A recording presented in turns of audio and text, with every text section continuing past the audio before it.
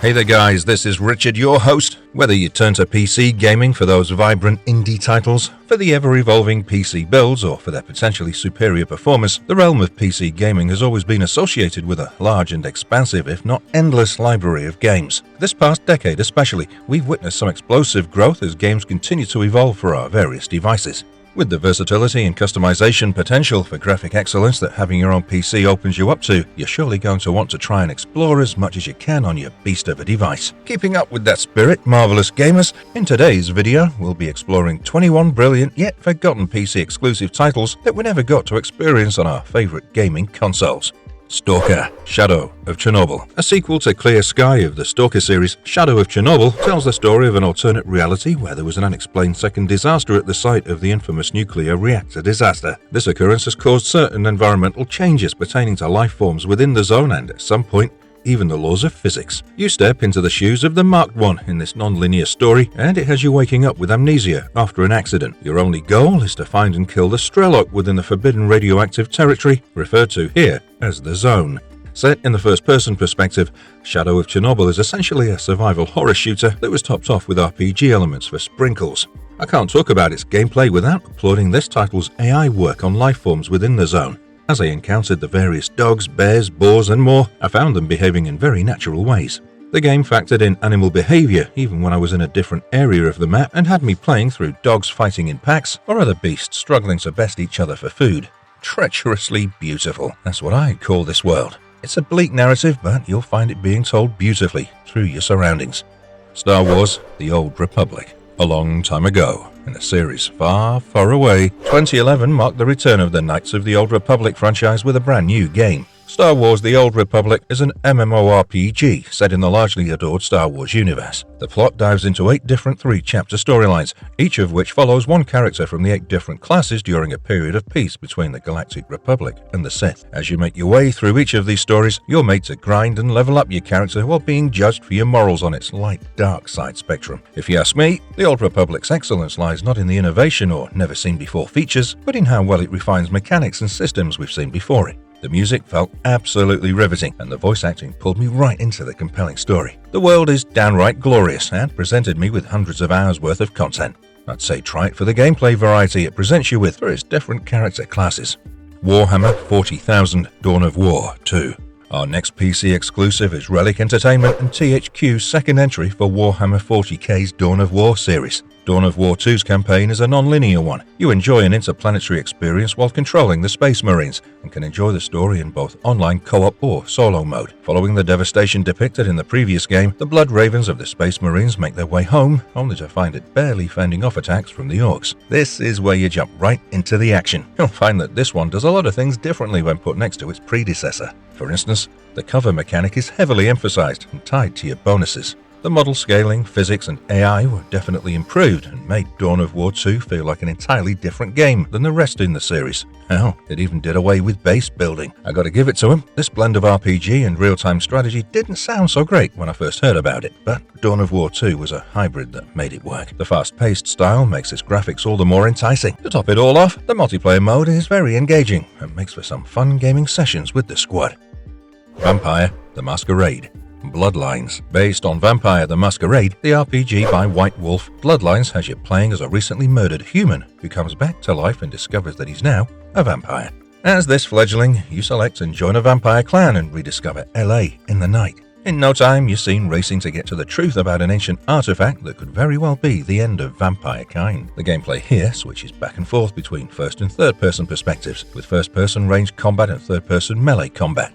The clan you pick also influences your stats and abilities, but don't sweat the decision. It did end up letting me take control of my character's numbers. I'm quite intrigued by how you make your way through Bloodlines. The whole thing is set to encourage exploration and alternate approaches, some non-violent while the rest, not so much. Making my own character offered me a decent amount of customization options, and distributing my points in attributes, disciplines and abilities was far less taxing when I just answered questions to have the game make a character for me. Now, it wasn't perfect, but this title was a masterpiece nonetheless. There's room for you in not 2 or 3, but an impressive 7 clans. Even when I was avoiding the story, off to do my own thing, Bloodlines presented me with highly imaginative missions and rewarding exploration. System Shock 2. Brace yourself for a cyberpunk-themed voyage aboard a starship because game designer Ken Levine's System Shock 2 wasn't only ahead of its time as a survival horror RPG, but also packed some downright horrifying gameplay. System Shock 2 was first put into the pot as Irrational Studios' next standalone game, but was later morphed into a sequel. The 2114 set plot follows a soldier who's just rolled out of his cryo bed with amnesia, and as you play, your main goal is to find out more about the mysterious genetic infection that plagues your starship. It takes to the prequel style of play in the sense that you fight and explore from a first-person perspective, while also leveling up your skills. This thing packs a lot of action and was designed on the Drive engine, which is why it resembles Looking Glass Studios' other game, Thief. System Shock 2 won 7 different Game of the Year prizes, and it deserved each and every one of them. The excellent sound work made me live the experience rather than just speedrun through it. This highly influential title was extremely engaging to play. You simply can't pin its excellence down to one aspect, like the dramatic story or its sharp mechanics or the snappy drag-and-drop inventory. It's the whole thing. It feels very retro to look at today, but at the same time, I don't think I've seen a game quite like this one. Company of Heroes series. Continuing today's list with another banger, we have the Company of Heroes series. Now, I should clarify though that while the games in the series are all available to play on PC as well as console, only Company of Heroes 2 and Company of Heroes Tales of Valor are PC exclusives. Sticking to these two for the sake of fairness, Company of Heroes 2 is a sequel to the first game and depicts the events of the Second World War while you mainly control the Soviet Red Army on the Eastern Front. It presents a classic real-time strategy gameplay and feels a lot like the first game, but with a good number of new tricks spread out across the campaign. I especially liked the audio design and the winter effects, which added a fresh tactical edge to an already stimulating experience. Tales of Valor, on the other hand, while sticking to the series' real-time strategy roots, is a standalone expansion pack that introduces fresh units, new maps, and 3 more multiplayer modes. The plot plays out as 3 single-player episodic campaigns. As much as I enjoyed the interesting game modes introduced and some of its gameplay features, this one's fallen through the cracks of time and left quite a few puzzles about what its core style of play was. Starcraft 2. Up next, we have Starcraft 2, a trilogy series that brings some tactical sci-fi military action to your screen. All 3 games serve as a sequel to Blizzard's previous StarCraft game from back in '98 and set in a fictional future. The solo campaign is spread out over its 3 games: Wings of Liberty, Heart of the Swarm, and Legacy of the Void. Each game focuses on one of the series' races, Terran, Protoss, and Zerg, as they battle for control over the galaxy. For the most part, the developers played it safe on the real-time strategy front and didn't venture much further than the prequel's formula. Nevertheless, there were no complaints about things feeling old because of the inclusion of its well-presented solo campaign and some tweaks to the previous one's gameplay. Yet another entry characterized by the fast-paced gameplay, the StarCraft 2 games are enjoyed from a top-down perspective. The first one, Wings of Liberty, was a record-breaker. It managed to become the top best-selling strategy game in all of gaming history. While the single player is great, StarCraft 2, much like its predecessor, came with a multiplayer mode that created some big waves in the esports scene. In all honesty, it's difficult as hell to compete with the other more skilled players in multiplayer mode, but don't worry, it's stimulating enough to keep players hooked even today. Dota 2, dubbed by Valve as an ARTS, which is short for Action Real-Time Strategy Game, Dota 2 is a sequel to a mod for Warcraft 3. The mod in question was created by community members and was titled Defense of the Ancients, or Dota for short. This online multiplayer game has 2 teams of 5 face each other in arena-based battles. You have a base, and your enemy team has a base. The goal is to work with your team, where each member uses a hero character with its own abilities to defend your own base's ancient structure and destroy that of your opponent. The first team to destroy the opponent's ancient structure wins. I obviously don't need to express how much of a monster Dota 2 is. You've probably known about it for years. With its regular real-time strategy controls, you control your chosen hero on the map from a 3D isometric view angle. There are 124 heroes, each of whom comes with their own unique designs, abilities, and weaknesses. In no way is Dota 2 an easy game. It's complicated, and there's a lot of things to learn before you get the hang of it. Additionally, the more experienced players might pick on you for your poor performance.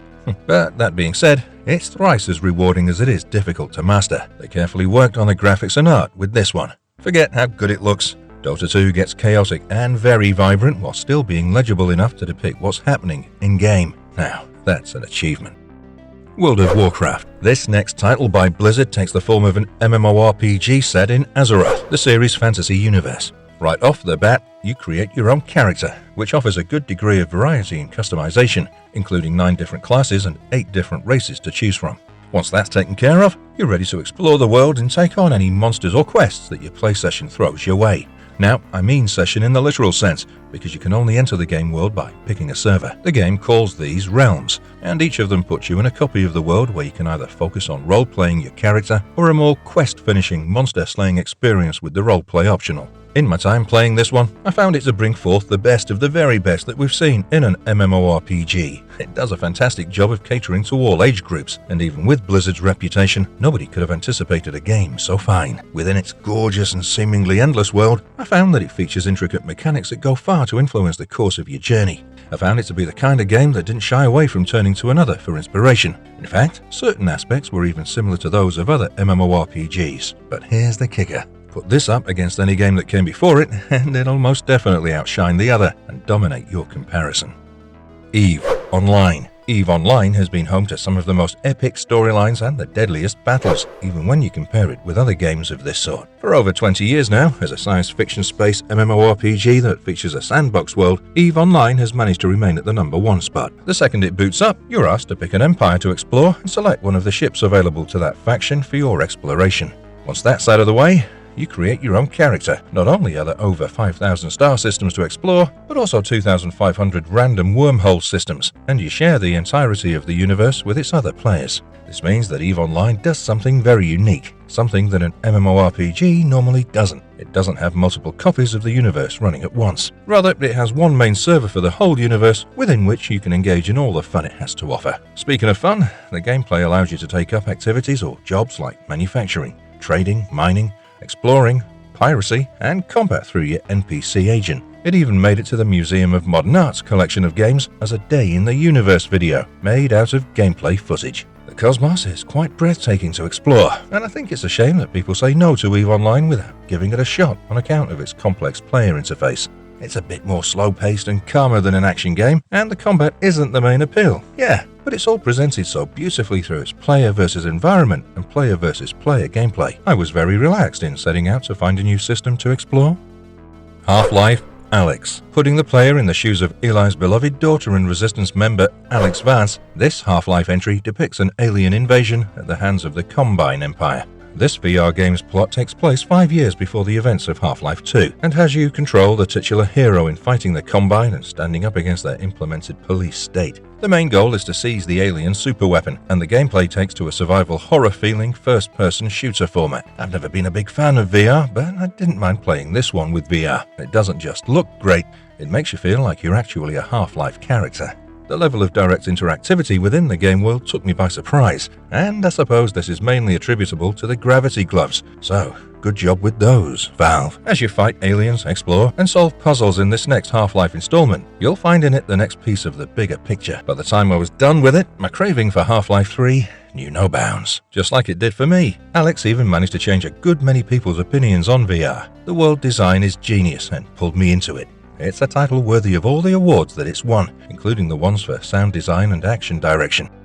Total War. Warhammer 3. Our next marvelous entry is one that lays great emphasis on planning out your battles wisely. Total War Warhammer 3 is the third one in the Total War series, and takes place in the Warhammer fantasy universe that Games Workshop brought to our screens. Much like its predecessors, the style is turn-based strategy meets real-time tactics. The story, though a bit ambiguous at times, throws you in the middle of a brutal war between the mortal race and the destructive demon forces. And I'd advise you that you pay attention during the prologue if you want to keep up. You're charged with controlling armies and characters and guiding them around in turns. As you fight your AI enemy factions, the goal is to defeat the 4 Chaos God factions and grab a Demon Prince soul from each of them before you're allowed to face the demons of Chaos. Additionally, you even manage settlements, have the option to design your own real-time battles, and engage in online multiplayer battles. Covering this game in today's video gives me a chance to express how important it is to back your complex games with competent tutorials. Warhammer 3 does just that, and will ease you into its many intricacies. It packs an impressive level of depth in just about everything it features, be it the campaigns, the races it depicts, its art style, the alliances, or anything else. Warhammer 3 will positively overwhelm.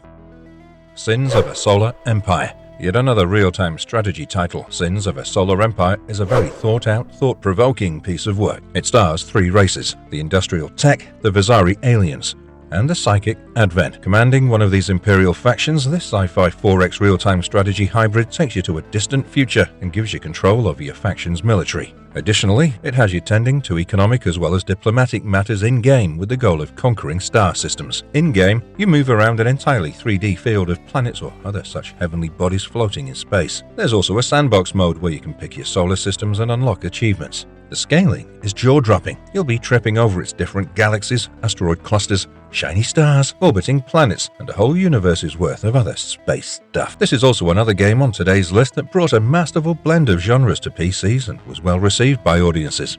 My favourite thing about it has to be the fact that it comes with a flawless zoom, which is very important in a space exploration sandbox. Lastly, the user interface and Empire tree make things very convenient and accessible, even for newer players. Asgards Wrath. Asgards Wrath is a title that was made for the Oculus Rift VR headset by Oculus Studios and Sanzaru Games. This Norse mythology set action RPG made me play as the god of animals who had earned Loki's favour. The god of mischief seems impressed by one of the player character's recent conquests and says that he'll be taking you under his wing. Now, he leaves it up to you to guide 5 mortal heroes to fulfill their destinies. Within this tailored VR world, you possess each mortal hero in order to guide them. Playing as these 5 does quite a bit to vary the gameplay. They all have their own weapons along with unique playstyles and abilities. You have both ranged as well as melee weapons at your disposal. The precision with which the melee combat works here makes it an absolute joyride. Do remember to get comfortable with both though, because the bigger enemies won't make things easy for you. While I could go on and on about the weapon variety it exhibits, Asgard's Wrath also features engaging puzzles well incorporated in its environments, interesting mechanics that mix things up, and what's probably the most comprehensive Norse mythology codex we've ever seen in a video game, and much, much more. Surely, this one deserves to be talked about a lot more than it was talked about around its time of release. Dwarf Fortress. Next on the list, we have Dwarf Fortress. Essentially, this indie title plays like a construction sim and a roguelike with management elements. It first came out back in 2006, but has been updated and maintained ever since. The premise of the main mode makes it so that you're commanding a group of dwarves through a fantastical, procedurally generated world to build a fortress successfully. There are 3 modes. Dwarf Fortress mode lets players run their own dwarf colony without any objectives to bother them, and you even get to pick how your colony interacts with the environment. This mode brings open-ended gameplay and sandbox world elements, whereas the other turn-based adventure mode brings roguelike elements. Lastly, the Legend mode is just there as a place where you can explore your world's history, look into all its residents, access maps, and more. I felt like this was one of those games where the small systems and mechanics work together to put me in complex yet engaging situations. There's definitely a learning curve, which is among the reasons for it having slipped through the cracks with time. Moreover, it's an ambitious title that thoroughly simulates its world and the characters within it with impressive detailing. All in all, I found Dwarf Fortress to be a consistently surprising, often light-hearted and sometimes tragic affair that you should definitely consider checking out. League of Legends. This next one is a name that many have heard but has been washed over with time. Now, this doesn't necessarily imply that the game is any less relevant today, but I will say that there are certain elements of the game that need a little touch-up to keep things lively. League is an online title where players engage in multiplayer, arena-based battles. It was brought to our PCs by Riot Games, and was inspired by none other than the original Dota mod for Witchcraft 3. There isn't really a story here, given that it's all about online matches, and in-game, you participate in PvP 10-player battles in 2 teams of 5. Where Dota 2 had its heroes, League has its champions, each of which comes with its own abilities and varying playstyles. The goal is to defend your half of the map while also raiding the enemy's territory to destroy their nexus. League makes for one of the biggest esports scenes in the realm of gaming worldwide. What I find most interesting about League of Legends is how the player's character can collect experience points, earn gold, and buy stuff to get stronger in the match, giving you the edge you need to wipe the floor with your opponents. The ranking system is a tall ladder to climb. There are 10 tiers to it, and there's plenty of grinding to do. With more than 160 well-designed champions to choose from, and even the smaller elements, like the items you use, having an effect on the playstyle, League boasts an impressive replay value. You're free to experiment in this free-to-play title, and how much it has to offer is the beauty of it all. I still wish they'd rework the champion designs a bit every now and then, though. Total War Shogun 2. Total War Shogun 2 was the 7th of the Total War series and is known for being the title that returned the series to the first game's 16th century feudal Japan setting. The Ashikaga shogunate is struggling to keep the regional daimyo in check during the Warring States period. You control one of the daimyo clans, and your ultimate goal is to put rival clans in place and take over Japan as the new shogun. This cross between real-time tactics and turn-based strategy features a campaign with 8 factions, where you're made to act as both the general as well as the clan leader. Turn-based elements are exhibited in the campaign, and this experience entails controlling settlements, military production, and technological evolution. The real-time battles put you in the commanding role and have you guiding the army across the battlefield. Between its music, detailed environments, character variety, and all the right atmospheres it builds, Shogun 2 was a monster. The whole thing felt like a satisfying puzzle of warfare, and was a major improvement over the previous titles on the AI front. It was a game that challenged me fairly and had me enjoying myself as I played with other people online. The clan system here too is a nice refinement for an interactive game of this sort. Second Life. This one's a little bit of a wild card entry. Second Life isn't technically a game, but an online multimedia platform that makes you create an avatar before letting you join a virtual world where you can interact with other players online. It doesn't even have a fixed end goal or mission for you to complete. No story. It's simply, quite literally, a second virtual life. Additionally, it doesn't even feature the usual gameplay mechanics or rules. The whole appeal is the multi-user virtual world it allows you to be part of. The team at Linden Lab was quite insistent on the fact that Second Life is not a game, in spite of it feeling like a plotless MMORPG. Being one of the residents, as the game calls you, you can interact not only with other players or objects, but also with places. Second Life in its entirety simply features user-generated 3D content. It's all extremely creative too. I mean, performing arts? Check. In virtual world sports? Check. Educational institutions? Religious organizations? And official international embassies within the virtual world? Check, check, and check. The sky's the limit, and I suppose you're going to have to check this one out for yourselves.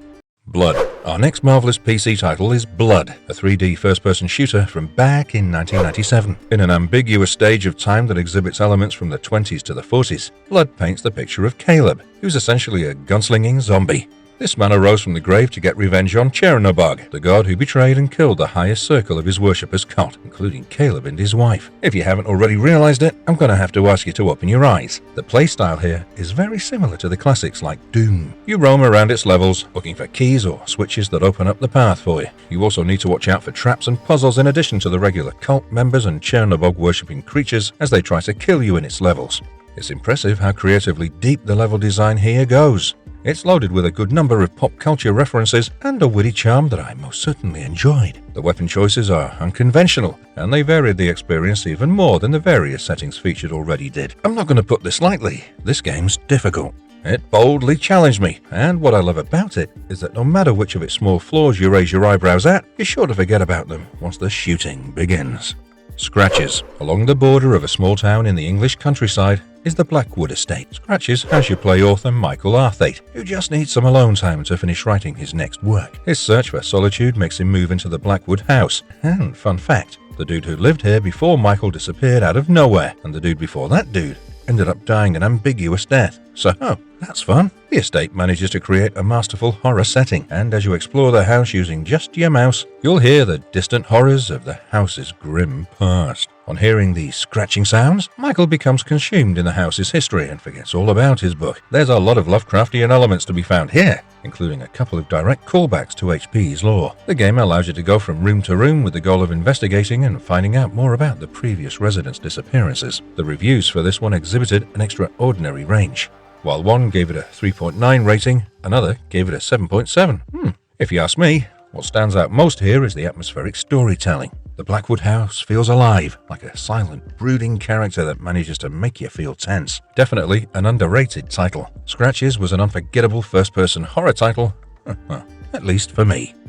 Hitman, codename 47. 23 years ago, the world received the first look of what would go on to become a huge franchise. Hitman, codename 47 was the genetically augmented clone, Agent 47's debut, and a PC-exclusive title. This OG title's plot follows the board-headed killing machine as he breaks free from his testing facility and gets recruited by a global organization of contract killers. It takes you to South America, Europe, and Asia to off some rich scumbags who later turn out to be connected by their part to play in a large conspiracy. The gameplay entails getting to your targets without being noticed and killing them. To aid you in your missions, you have access to Agent 47's weapons and equipment. Additionally, you can also don a disguise to sneak past unnoticed. It's not all about stealth. Certain levels demand that you raise hell with your weapons and make a badass entry or exit. This was a game that gave new meaning to stealth gameplay. Its mechanics, even though they were paired with somewhat flawed controls, were a series of bold choices at the time. Most definitely a long-lost title, Codename 47 was beautiful in a natural manner, flawed but quite rewarding for those who accepted it, even with its imperfections. And with that impressive title, our list of forgotten PC exclusives draws to an end. Sure, a good many of you guys might argue that sitting back with a controller and enjoying a game is far more comfortable than slouching in front of a PC. But there's just something about how engaging games can be with those crisp mechanical keys under your fingertips and palm resting on the curves of a mouse. In reality, there'll always be something you're missing out on if you limit yourself on the basis of platform. These 21 titles are brilliant reasons to consider having an open mind toward different platforms. I mean, who knows, maybe even that one device you always thought was boring turns out to actually be home to some of your next favorite titles. Thank you for watching Marvelous Gamers. It's your love and support that gives us the motivation to keep at it and keep bringing more from the world of gaming for you to enjoy. We couldn't do it without you, so make sure to hit like and subscribe if you haven't already. Have an amazing day ahead.